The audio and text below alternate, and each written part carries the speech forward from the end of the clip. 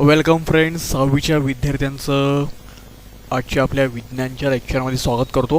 पहा, विज्ञानमध्ये रिप्रोडक्शनपर्यंत आपण आलो होतो. रिप्रोडक्शन याचा अर्थ प्रजनन किंवा त्याला पुनरुत्पादन असं सुद्धा म्हणता येईल. काय आहे बघा, हे living things produce other living things like themselves. सजीवांचं सर्वात महत्त्वाचं हे लक्षण आहे की एक सजीव आपल्यासारखा दुसरा सजीवाची निर्मिती करतो. म्हणजे जर चित्रात तुम्ही पाहायला झालं तर घोडा आहे. घोड्याला किंवा घोडी, मेर म्हणजे घोडी, त्याला जन्माला घोडीच येणार आहे, घोडाच येणार आहे. ठीक आहे. पक्ष्याला पक्षी अंडी घालतो आणि त्यातून पक्ष्याची पिल्लेच बाहेर येतात. त्यानंतर एखादं वनस्पतीचं रोपटं, जसं रोज बघा, रोज ही वनस्पती आहे.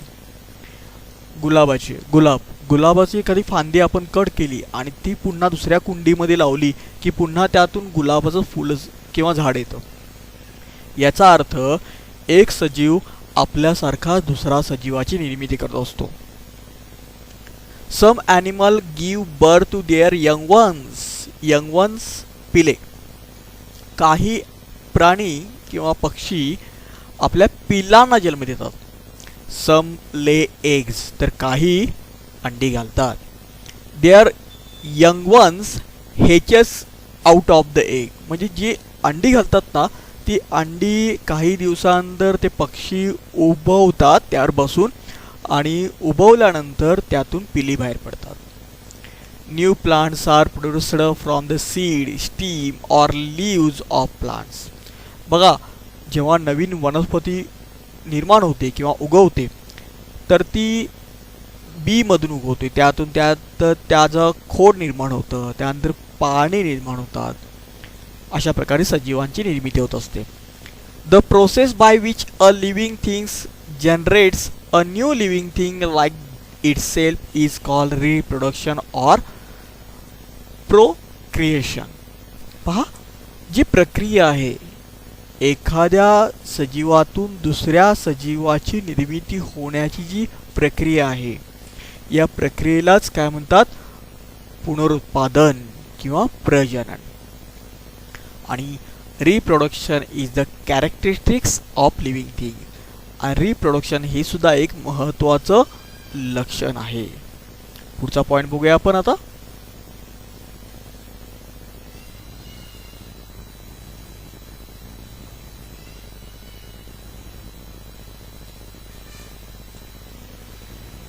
पुढच्या पॉईंटमध्ये इथे डेफिनेट लाईफस्पॅन.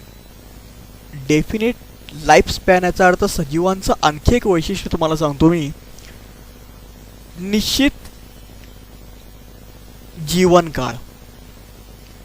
म्हणजे प्रत्येक सजीव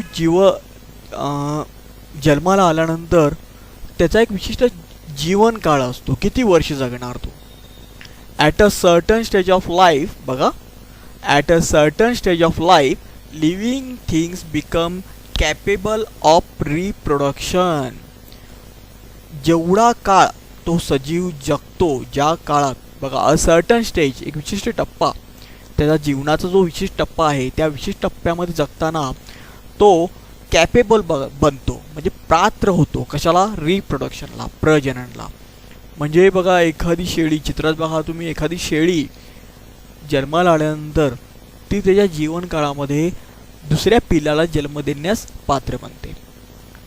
latter on in life production stage their organ become weak and still later their life comes to an end. नंतर काय होतं त्याच्या जीवनाच्या काळामध्ये, बघा, later on in life production stage म्हणजे त्याच्या पुनरुत्पादनाच्या काळामध्ये देअर ऑर्गन बिकम वीक. नंतरच्या काळामध्ये त्या प्राण्यांचे शरीर ही वीक होत जातात, कमकुवत होत जातात. बघा, एखादी व्यक्ती जन्माला आल्यानंतर तो पहिल्यांदा बाल अवस्थेमध्ये असतो, नंतर प्रौढ अवस्थेमध्ये असतो, तरुण अवस्थेमध्ये, नंतर प्रौढ अवस्थेमध्ये, आणि नंतर म्हाताऱ्या अवस्थेमध्ये असतो, किंवा त्याला आपण वृद्धावस्था म्हणतो. म्हणजे प्रत्येकाच्या सजीवांच्या जीवनाचे काही टप्पे असतात आणि टप्प्यामध्ये त्यांना त्यांच्या शरीराचं काय होतं, नंतर त्यांचे शरीर ऑर्गन, शरीराची इंद्रिय म्हणायला हरकत नाही, वीक होत जातात, कमकुवत होत जातात. स्टिल लॅटर म्हणजे नंतरच्या कालावधीत.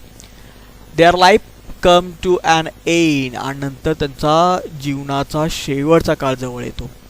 In other words living things die. दुसऱ्या शब्दात सांगायचं झालं तर जे जन्माला येणारे सजीव आहेत ते शेवटी मृत्युमुखी पावतात. The life span of the different animal and different are different, plants are different.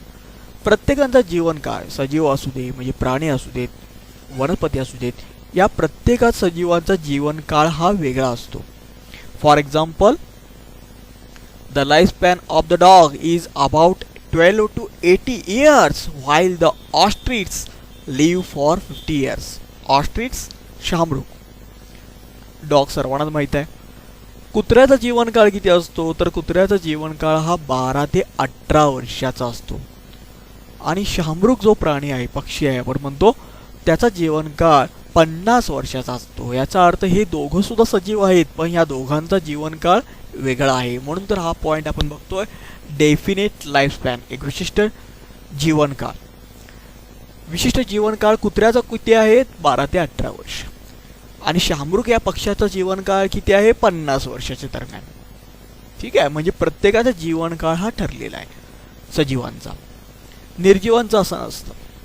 You may have wondered about exactly living things are how they came into being and so on.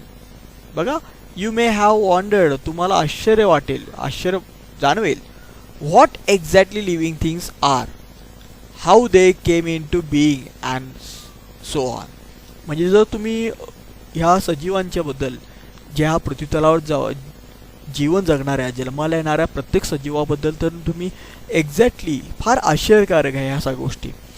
आणि सगळ्यांच्याबद्दल exactly तुम्ही जर जाणून घेतलं तर बघा, त्यांचा जन्मकाळ, त्यांचा बालावस्था, त्यानंतर तरुणावस्था, प्रौढावस्था, त्यानंतर वृद्धावस्था, ह्या सगळ्या जीवनकाळ फार वेगळे आहेत. त्यामुळं ह्या सगळ्या शिकत असताना, आपल्याला अभ्यास असताना खूप मजा येत असते. त्यानंतर आपल्याला बघायचं आहे, डू यू नो, पहा, the life span of the गेन turtle found on the Galapagos island in South America. Galapagos island या बेटावर, म्हणजे साऊथ अमेरिका, दक्षिण अमेरिकेच्या ह्या बेटावर आढळणारा जो हा मोठा टर्टल आहे, त्याला आपण कासव म्हणतो, त्याचा जीवनकाळ किती होता, इज अबाउट 170 इयर. पहा, आश्चर्य वाटेल, 170 वर्ष जगतो. On the other hand, the life span of the mayfly ranges from 1 hour to 24 hours. Mayfly रेंजर्सचा जीवनकाळ किती आहे, तर फक्त 1 ते 24 तास. विचार करण्यासाठी गोष्ट आहे आपल्याला ह्या गोष्टीचा. त्यानंतर आपल्याला बघायचं आहे पुढचा पॉइंट, पहा, you may have seen small compartments of the हनीकोम. हनीकोम म्हणजे मधाचं पोळं. मधाच्या पोळ्यामध्ये विविध प्रकारचे असे कंपार्टमेंट्स असतात, कप्पे असतात, हे तुम्ही पाहिलेले आहात.